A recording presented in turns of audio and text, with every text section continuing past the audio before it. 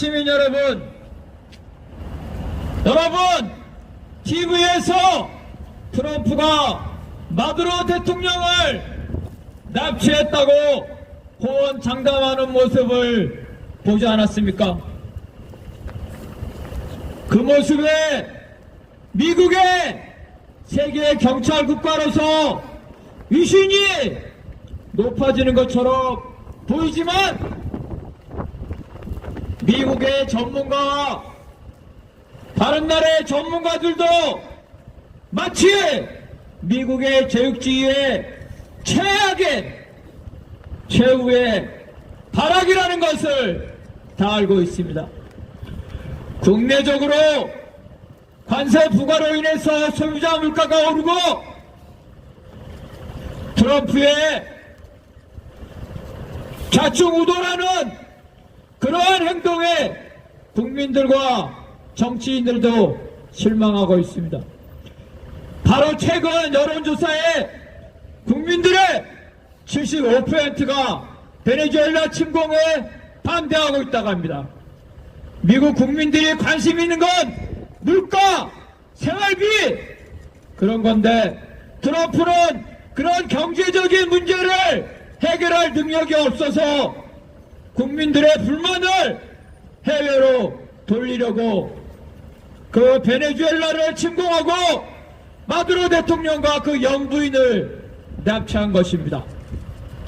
대외적으로도 미국의 자존심은 땅에 떨어지고 있습니다. 이번에 2025년 12월에 발표한 미국의 국가안보 전략에 스스로 미국의 패권이 지고 있다는 것을 인정하고 있습니다. 유럽에서 빠지면서 나토 보고 니들이 알아서 하라, 러시아와 전쟁하지 말고 사이좋게 지내라, 중동에서 중동 설가 이제 별로 중요하지 않으니 재생에너지 많이 나오고 미국이 석유를 많이 생산하고 수출하니 중동에서 미국이 철수해야 된다. 아프리카에서는 당연히 미국의 국익이 별로 없기 때문에 자원 확보를 하는 그러한 이유 말고는 미국이 완전히 철수해야 된다 이렇게 주장하고 있습니다. 말로는 아시아에서 중국을 견제한다고 합니다. 하지만 대만에서 바이든 때에 대만에 관한 약속보다 대만의 현상유지를 그거에 대해서 변경하는 것을 반대한다. 이게 바이든의 국가안보 전략이었는데 트럼프는 동의하지 않는다. 이렇게 꼬리를 내리고 중국과 전쟁하는 것이 목표가 아니라 다만 중국을 견제하겠다. 그렇게 말하고 있습니다. 남중국해에서도 바이든 시절에는 중국을 겨냥해서 남중국해에서 중국의 야욕을 꺾겠다 이렇게 말했지만 트럼프는 중국을 언급하지 않은 채 남중국해는 단지 국제 무역의 항로이기 때문에 보호해야 된다 이렇게 말하고 있습니다. 중국에 대해서 큰소리 치다가 중국이 히토류 수출을 제한하자 히토류 수출해달라고 말하고 있고 미국의 트럼프의 전통적인 지지자인 미국 농민 대두에 중국 수출이 막히자 중국 보고 대두를 수입해달라고 부탁하고 있습니다. 조선에 대해서는 바이든 시절에 30여일 차례나 조선에게 대화를 하자고 구걸했지만 거절당했습니다. 트럼프는 바이든보다 더 노골적으로 조선에 대해서 대화를 요구하고 있지만 조선이 거부하고 있습니다. 조선의 핵무기가 주일 미군, 괌, 하와이뿐만 아니라 미국 본토를 때리게 되고 잠수함에서도 핵 미사일을 발사하게 되면서 조선의 핵무기는 코리아 반도 문제가 아니라 미국의 본토 안보 문제이기 때문에 어떻게든지 조선과 화해를 해서 본토 안보를 확보하려고 노력하고 있지만 조선이 응해주고 있지 않습니다. 러시아는 어떻습니까? 얼마 전까지만 해도 뭘 하겠습니까? 젤렌스키하고 러시아가 점령한 영토를 모두 우크라이나한테 돌려줘야 한다고 했습니다.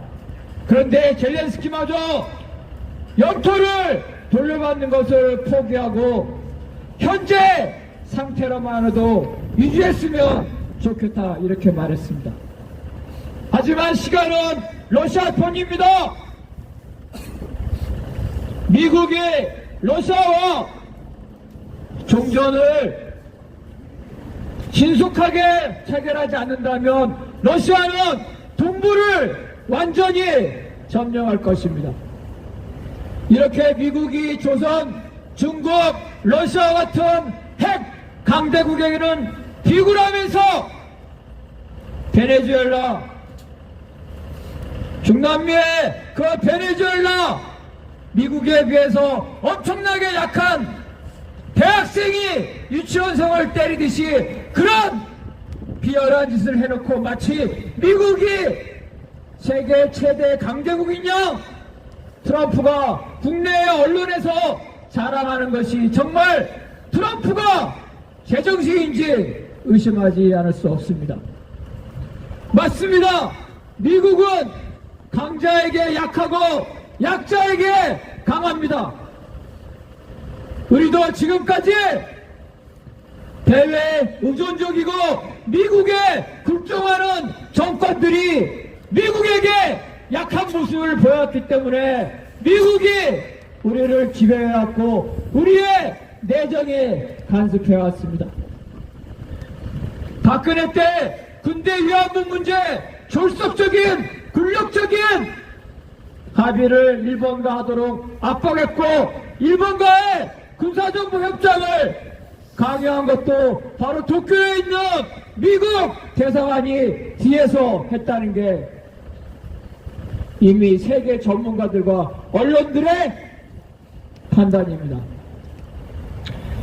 베네수엘라를 침공한 미국의 악랄한 행위가 남미에서만 이루어지겠습니까? 바로 이 땅 코리아 반도에서도 우리가 미국에게 약한 모습을 보이면 미국은 그 틈을 비집고 들어올 겁니다. 유엔 사령부라 하지만 그게 유엔하고 무슨 관계가 있습니까? 주한미군이 유엔군 모자를 하나 쓴 것뿐인데 그 모자를 쓰고 사사건건 정전협정을 내세워서 우리의 주권을 유린하고 있습니다. 통일부 장관은 물론 국가안보실의 안보차장까지도 DMZ에 들어가려다가 유엔군 사령관이 거부해서 못 들어갔습니다. 자기 땅에도 못 들어가는 그런 나라가 어찌 주권국가라고 할 수 있겠습니까?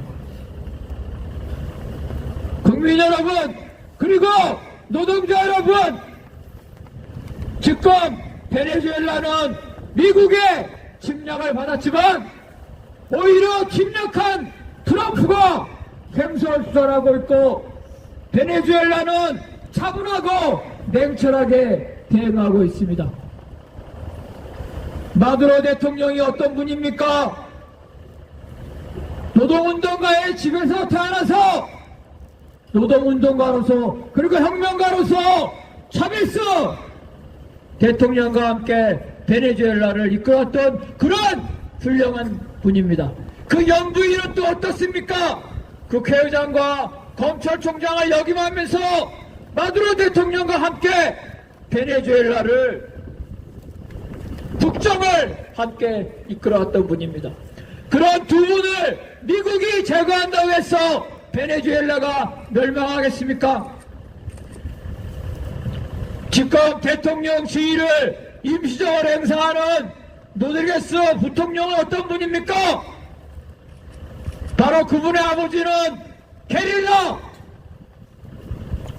잘 게릴라의 지도자였고, 그리고 그 집안은 과거 파쇼 정권, 친미 파쇼 정권에 의해서 고문당한 그런 훌륭한 집안이랍니다.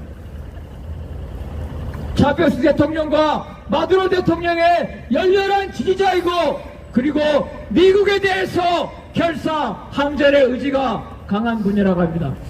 그런 분이 바로 어제 나왔습니다. 냉철하게 미국에게 마치 어린이 미친 개한테 말하듯이 정신 차려라. 니들이 우리 주권을 존중하고 우리에게 우리 주권을 확실히 존중한다면 우리도 너희들과 굳이 싸우거나 그럴 생각이 없다. 우리의 주권을 존중할 때 우리도 너희들을 존중하겠다. 이렇게 말했습니다. 우리도 지금 이재명 대통령도 미국에 대해서 떳떳하게 말해야 될 것입니다. 공약대로 전시작전권 환수하고 껍데기뿐인 유엔 사령부 해체하고 대만전쟁으로 우리를 끌고 가려는 미국 트럼프의 강요에 노라고 확실히 말해야 될 것입니다. 우리 국민들, 노동자들, 그리고 여기 있는 민중민주당 당원들 모두 트럼프와 미국이 베네수엘라와 한국에서 강도짓을 그만할 때까지 끝까지 투쟁할 것을 밝힙니다.